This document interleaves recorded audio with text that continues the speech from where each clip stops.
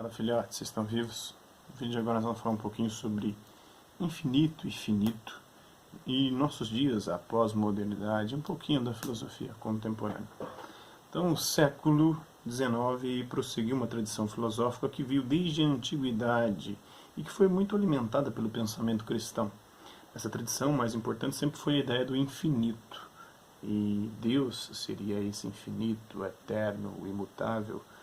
Isto é, a natureza eterna dos gregos, o Deus eterno dos cristãos, o desenvolvimento pleno e total da história ou do tempo, como totalização de todos os seus momentos ou suas etapas, como na filosofia do Hegel, por exemplo. Prevalecia a ideia de todo ou de totalidade, da qual os humanos fazem parte e participam.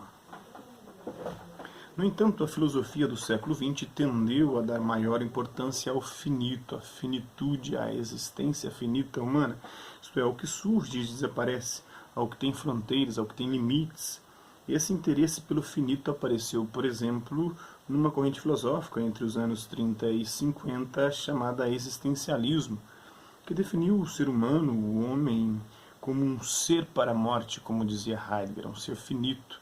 O ser tempo é limitado temporalmente, isto é, um ser que sabe que é temporal e que termina, e que precisa encontrar em si mesmo o sentido da sua existência. O sentido da sua existência não está fora, mas está em si mesmo e dentro dessa limitação temporal.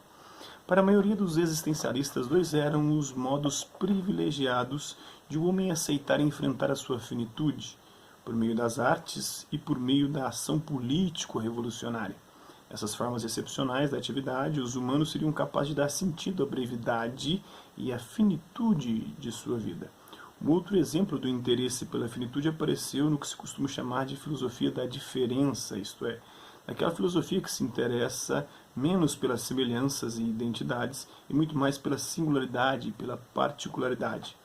É assim, por exemplo, que tal filosofia, inspirando-se nos trabalhos dos antropólogos, aqueles que estudavam as sociedades humanas, primitivas em especial, interessou-se pela diversidade, pela pluralidade, singularidade das diferentes culturas, em lugar de voltar-se para a ideia de uma cultura universal, uma cultura dominante, predominante ou que deveria ser universalmente válida, que foi, no século XIX, uma das imagens do infinito, isto é, de uma totalidade que conteria dentro de si, como suas partes ou seus momentos, as diferentes culturas singulares. Então, eles acreditavam que, por exemplo, a cultura ocidental europeia continha dentro da sua história todos os estágios anteriores, pregressos e primitivos das outras culturas, das outras sociedades.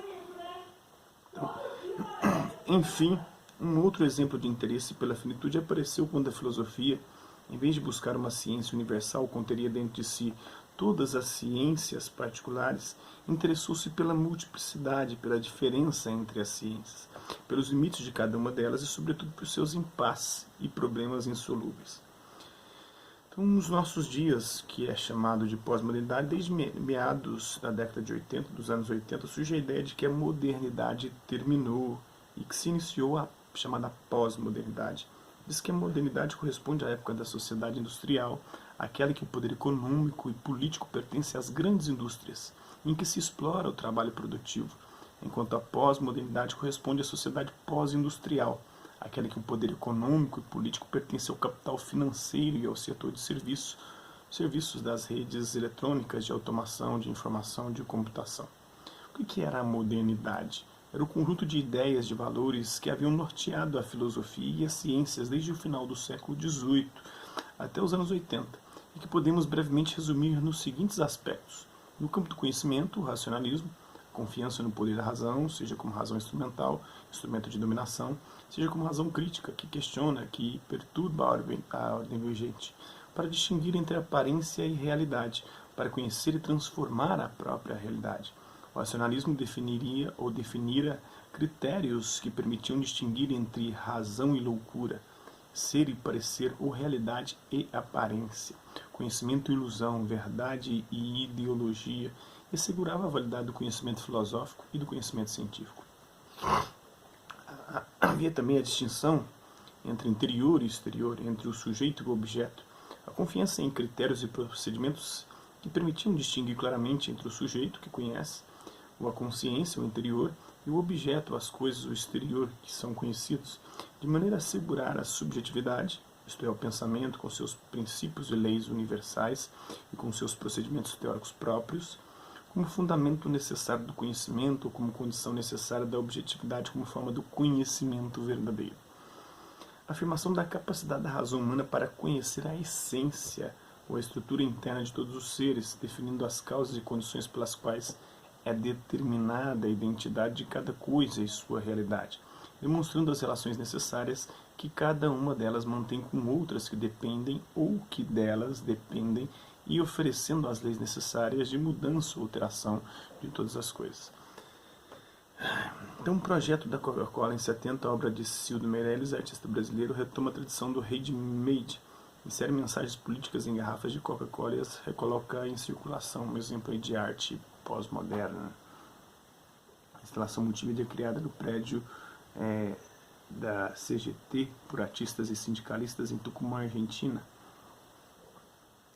Então, as garrafas de Coca-Cola com texto aplicado 18 de altura, cortesia da artista da Galeria Leblon.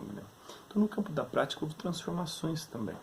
A afirmação da diferença entre a necessidade que rege a ordem natural, ou as leis da natureza, e a ordem humana da cultura, a ética, a política, as artes, pois nestas as regras e normas dependem da ação econômica, da produção, dos modos de produção social e política dos próprios homens.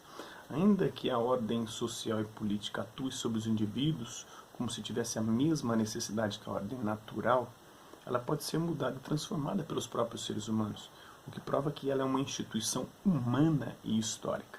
A afirmação de que os seres humanos são indivíduos e agentes livres porque são seres racionais, dotados de vontade, capazes de controlar e moderar suas paixões e seus desejos, que escolhem por si mesmos as ações que praticam, sendo por isso responsáveis por elas.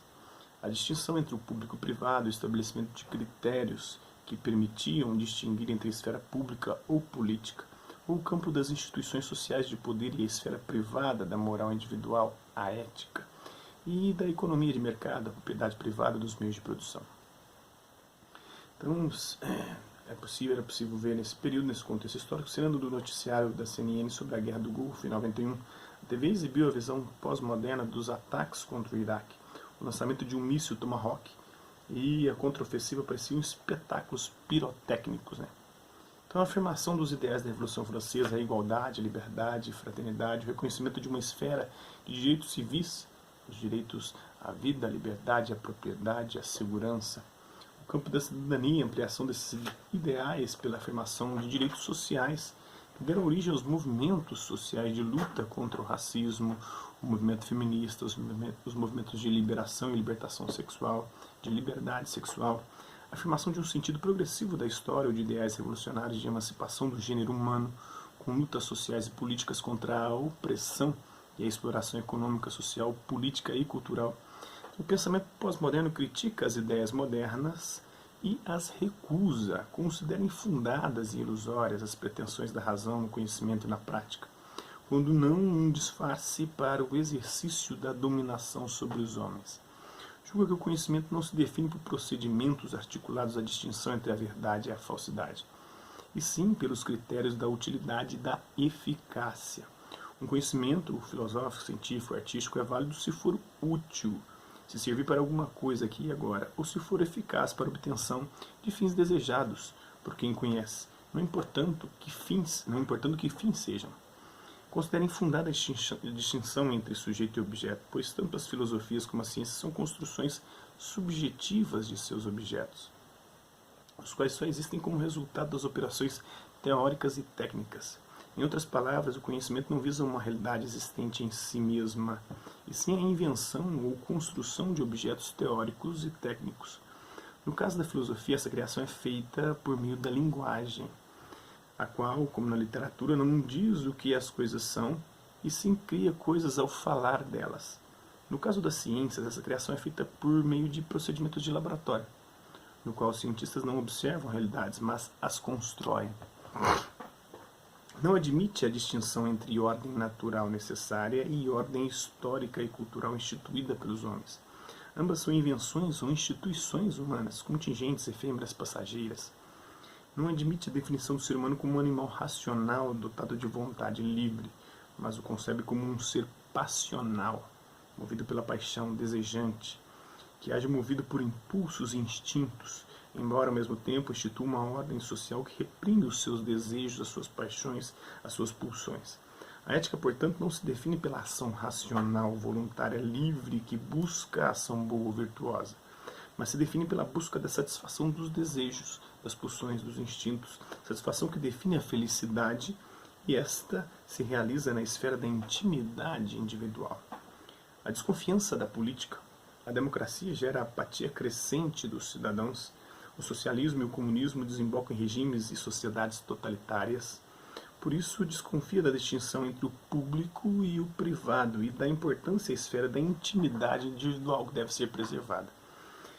Então, dá importância à ideia de diferença, ou seja, em lugar de tomar a sociedade como uma estrutura que opera pela divisão social das classes, cada uma das quais com uma realidade, uma identidade definidas pela economia e pela política e contrárias umas às outras, ou em luta contínua, concebe o social como uma teia fragmentada de grupos que se diferenciam por etnia, gênero, religião, costumes, comportamentos, gostos e preferências. Então, isso é um pouquinho da concepção de infinito e finito a partir da contemporaneidade e a pós-modernidade nos nossos dias. Espero que vocês tenham gostado do vídeo. Quem curtiu, dá um like.